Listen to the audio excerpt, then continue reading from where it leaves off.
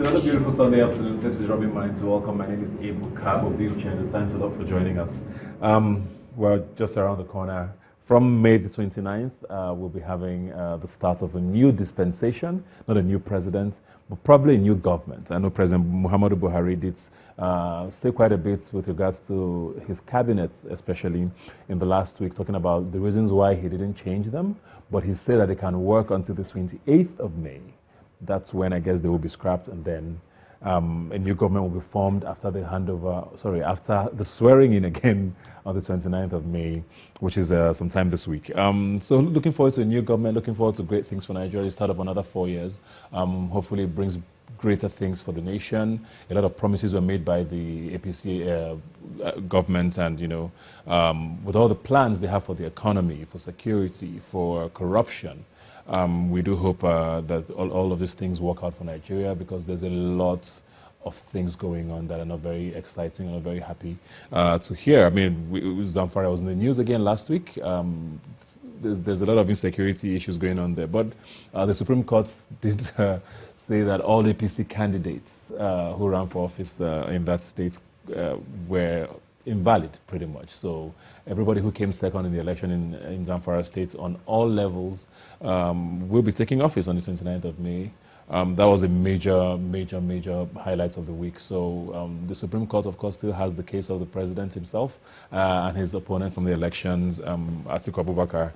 We will be watching that space closely. It's never happened in the country. Nobody's sure what's going to happen there. Both sides say they have a good case.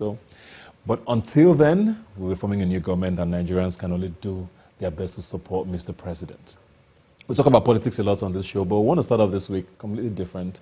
Looking at Nollywood and what it has done so far with regards to movies and creating jobs and the economy, and what the future holds for the industry, especially with regards to the economy. And, just technically, I have here with me Adekunle Adejuyigbe, No Dash, I believe is what everybody calls you. Thanks for being here today. Thanks for having me. Okay, let's look at, I want to start with awards. A lot of people say we don't need awards to be validated, but at the same time, I always see people who say things like, oh, Nollywood has never been nominated even for an Oscar for a foreign language film. It's almost as if that's supposed to be the benchmark to say that, okay, we have arrived. Do you think we need that? Whether we do or not, do you think we're ever going to get there, and how soon do you think? Well, do I think we need that? It's on two levels, right? Do we need that to validate us as filmmakers, as an industry that's viable? No. But on the other level, if Nollywood film won an award, it would definitely put us on certain parts of the map, on the world map, where it wouldn't be a bad idea to be. Yeah. Do you understand? So I don't think we should leave for the Oscars. Maybe we should think about creating our own version of the Oscars. I mean, the AMVC. Yeah, exactly. The AMAs, the AMVCs, exactly. They're all the yeah. AMA, AMC, all of them are there. Maybe we should just elevate them. That's what I would think. But it doesn't hurt to win, to be recognized. So you think it helps more with putting us out there as against validating us? Absolutely. It doesn't tell us who we are. Nobody. We're the only ones who can say who we are, and that's it. You've been in the industry for quite a bit. You've done movies. You've even taken your movies international as well. You've been in festival circles. What is the impression of Nollywood? I know there was a time where it was seen as this place where people just throw out movies. That there was no quality. But we in Nigeria can see that things are different now. The movies, there's a lot more quality.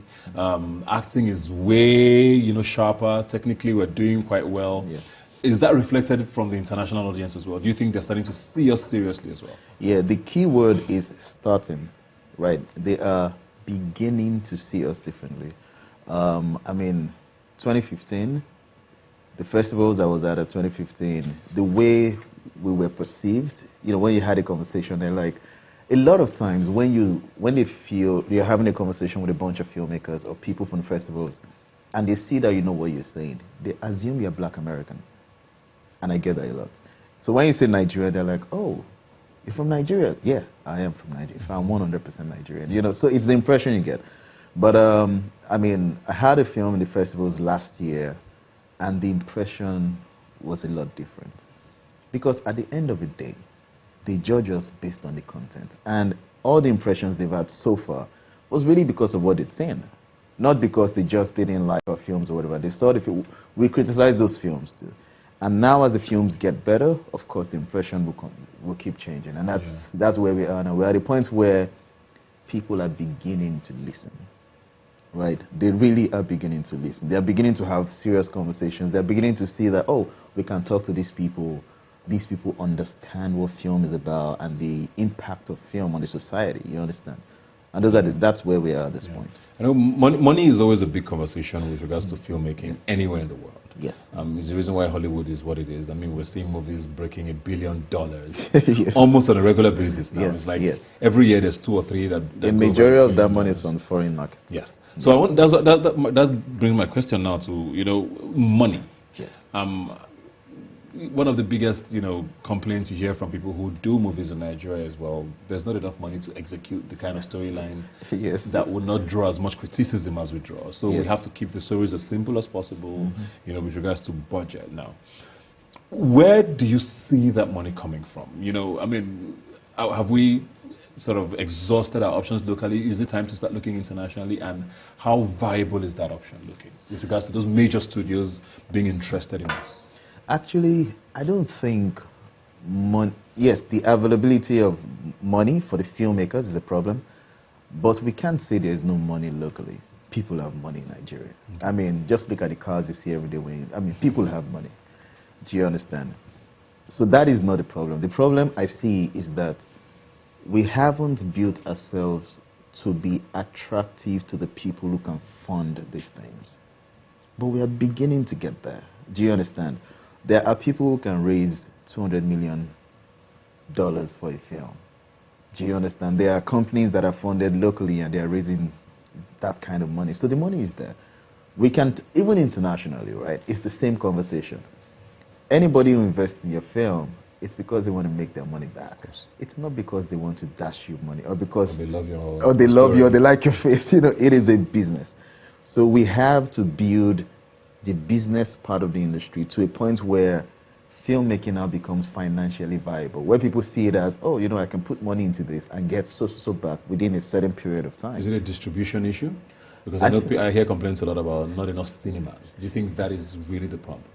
I think that is a part of the problem, but I don't think that is the problem.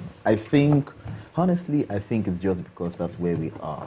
This new Nigerian cinema is very young. And all industries go through these stages, right? Where at first you start and people are like, what are you doing? And then people now start. Years ago, people would be like, oh, they don't want to pay attention to Nigerian films. But now, you can't, if you're Nigerian, even if you're not Nigerian, you will know that there's something going on in the Nigerian film industry. And there are consistently films coming out, then they're making money. That is only going to increase, you understand? And also, as regards building cinemas, it is a business. People can build 1,000 cinemas by next week. I mean, that's an exaggeration, but you understand. They can, but are they going to get their money back? A majority of Nigerians... Are they going to get their money back? Yeah, but that's the thing. A majority of Nigerians, let us be real, they don't watch Nigerian films. A lot of people proudly say to you, I don't watch Nigerian films. They brag with that. And it's not because they're not patriotic. It's because they haven't found the kind of content that they would enjoy. So once the content improves, more people are going to watch. There's going to be an increased demand for the product, which is the films. And then, of course, you can now build cinemas that will cater to this. Yes, there's also the market where certain places in Nigeria where you can't build, where it's not financially advisable to build the mega structures, where you can look at community cinemas. These are people who consume local DVD films on a regular basis. Yeah. Do you understand? That's also something to be explored. But it's a business, and we are growing. I think it's a matter of time, really. Yeah. Do you understand? Because I asked that about distribution, because streaming is now a big deal around the world. Yes, it is. I think I see an article every week about how streaming services are going to kill television, are going to kill the cinemas. Yes. A lot of the festivals are quote unquote even threatened by a company like Netflix, where they don't even admit their movies because but it's something that can't be stopped, And I know we have a few of them locally, but do we have enough is it something that should be explored more, maybe? I know we had Genevieve Unaji, who at the beginning of the year was picked up by Netflix, you know. So at least we have that one story now. We have a few people who have their movies on Netflix after they've premiered. But is this something that you think is going to become more the norm? I think... Or should be explored even more? Yeah, I think it's unavoidable. You can't, I mean, streaming puts your content everywhere you go in your hands. You can't. It makes so much sense that you can't fight it. Yeah. Right? Now, should it be explored more? Absolutely.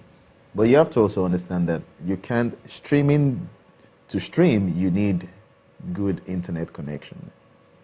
And that is not about the film business. That's technology in Nigeria. Do you understand? So those are things that have to grow side by side. Because the film industry, as with every industry, it doesn't exist in isolation. There are so many other industries that have to, as they progress, we progress. Yeah. Do you understand? You can build your platform today, but if the people on the streets cannot access it, what's the point? I want to go back to something that you actually mentioned earlier when you're talking about, the fact that a lot of people still don't watch Nollywood movies because of the kind of content. Mm-hmm. That's sort of an indictment on people like you. I mean, you're a filmmaker. Yes. Why is that? Because storylines, for example, a lot of people feel they're very monotonous. Mm-hmm. People say, oh, they watch a movie, by the 10th minute, they know how it's going to end. They know who's going to die. They know who's going to survive. The stories sometimes seem very just, basic. Why is there no sort of need or urgency from filmmakers, this is me speaking generally now, I'm not saying that it's that way, to be better with content? What is really the issue? Well, I think it comes down to the business, right? Most filmmakers depend on producers to fund their films, right? And producers, because they are business people, they think about what's going to sell, not what's creative. Not necessarily what the audience will think is artistic. No, it's what is going to sell. And you can't blame them. It's an investment, right? So over the past few years, there's been this drive in the film industry where everybody says, these are the highest selling films in Nigeria. Let's make films like that. I don't think it's a logical way to think, but I understand it. It's a business, But over the past 2 years, that is changing. It has changed, right? And it's still changing.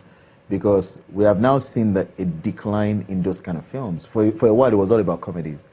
But if you check the figures, you see that the amount people are making from comedies is really dropping very fast. Because the audience isn't stupid. It gets to a point where people are like, I'm not going to pay to watch a film that I've seen 10 times. Do you understand? We're just different actors. You understand? So right now, we're at a point where people are beginning to look for filmmakers who are a bit more artistic. The audience is asking for that. But we're in this stage where the producers are also still trying to figure out what works. It's kind of like when you think about Hollywood. Think about superhero movies, the CGI, movies that have lots of CGI. It's the same complaint. The studios will fund the films that have sold, the kind of films that sold in the past. Because there's precedence to prove that they won't lose their money. Do you understand? Mm-hmm. So I feel there are definitely a lot of filmmakers who are doing better stuff, who will not do certain kinds of stories, whose stories are really interesting. A lot of times you see all these films in festivals. But we now need to find producers who are bold enough to support them. Do you understand? It's that marriage that... Because I would hear a lot in the past, the viewers are not sophisticated enough. This is what the viewers want. And I always found that very weird because I'm like, I know people who want to watch. Yes. Nobody's asking anybody to do, I don't know, a superhero sci-fi action movie. But tell a good story. What about acting? Because, we have good actors, we have great actors, we have people who do great work, but it's also usually a complaint, this isn't... It's almost sometimes, there's almost a feeling that maybe directors here sometimes just want to get the work done. Nollywood has a reputation globally of shooting films in the shortest amount of time. So it's almost as if, just leave it like that, let's move on to... There's almost no deliberate effort to just be in a hurry, and not get things done properly. Yes. Well, the thing is, it's a combination of all the factors. Sometimes some directors are in a hurry. And there's something I've noticed in the past few years. There's been a lot of hype about directing, which I don't understand. Okay. So I found a lot of people who actually are fantastic producers, but now they want to be directors. And they are not equipped to direct. You understand? So half the time, the actors are directing themselves. Literally, you come on the set, you read the script, and directors, okay, so that's where you start. What's my character? Oh, you know the role, you've read it, and so you see all that kind of stuff. But it will keep happening because it happens everywhere in the world. You have good directors, you have bad directors. But the interesting thing for me is the people who are taking time to do it right are beginning to have a voice. Okay. Do you understand? Which is why if you watch 10 Nollywood films, maybe 20, every year, there was a time every year it will be hard to find 2 films you liked. But now you see that you'll find some. That's because more people are doing it right. You just have a movie that's hit the cinemas, I believe. Yes. Delivery yes. Boy. Which has been around for quite a bit. It's done a few festivals around the world. Tell us a little bit about why you did that movie, because it is different. It's not a comedy, is it? No, it's not. So it's not the usual what we would have expected to see in the cinema in Nigeria. And why did it take this long to hit the cinema? It was deliberate, actually, because at the time, I mean, the movie was made 2015, 2016, and we wanted to take our time to make it. And the reason why we made it in the first place was because I was working in the industry, and I kept seeing the same problems on every single set. And it got to a point I was like, how come these problems don't get fixed? How come we are always running late? How come? There's so many things. But you can't fix a problem you don't understand. So I got my team together and said, we're going to make a film. And this is going to be a way to understand what this problem is. But at the beginning of making that film, it was clear to me that I wasn't sure the cinemas were going to play that kind of film because it wasn't a comedy. And at that point, the only conversation you could have with distributors was about comedies. If you're not making a comedy, they're like, yeah, you're wasting your time. But we were going to do this because we wanted to do it. I wanted to tell a story that I would like to watch. Do you understand? And so I made it, and then we went to festivals all over the world. We won the Best Nigerian Award at AFRIF last year. And, it's really, really been celebrated worldwide. It's been featured in Variety and all that. So now I think it's shown the distributors that, there's something there. And when we screened in Nigeria, when you're screening outside Nigeria, people can say, it's because they're not Nigerians, but the response in Nigeria is crazy. Which showed everybody that, see, we are Nigerians, we like good stories. The audience is sophisticated. Yeah.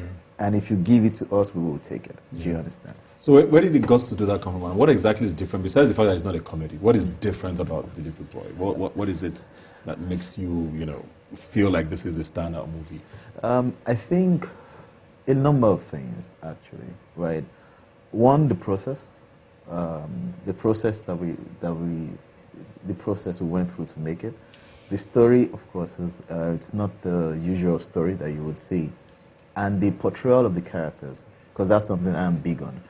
I've heard a lot of comments from people who have seen the films, and one of the things I consistently hear is they say, all the actors that are in the film, they're actors you see in other films, but they acted better on Delivery Boy, right? And that's also because, like I said, the process we used. The story is different, the way it was executed. How long did it take to shoot? It took about a couple of weeks, actually.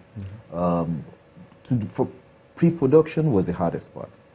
It took a while, because everything was done. But when we actually got to shooting it was pretty fast. Yeah. So, aside the story, there's, of course, the way it was filmed, the way it looks, the sound. We actually took our time to make that. And you said something about predictable stories. Trust me, you can't predict how this one will end. So you said you were not sure the cinemas were going to pick it up when you did it. So why would you, make a movie like that? Spend money, I believe. Yes. Yes. People who want to do things like that might also be watching and wondering, okay, I have this crazy story in my head, but I don't think I'm going to get a penny from anybody. Yes. So what was it you did different? Because I'm in this for the long term. I'm a filmmaker.